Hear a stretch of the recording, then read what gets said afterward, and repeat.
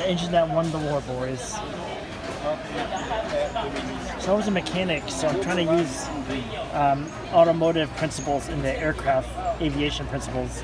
And I could tell that's the connecting rod and the crankshaft. It's kind of like an automotive car. Like I said, I was a mechanic for 10 years, so I could use the same principles in the aviation, but it's definitely a little different. Those rods are very big, much bigger than cars, I'll tell you that. Very interesting though. See the gears moving. Good stuff.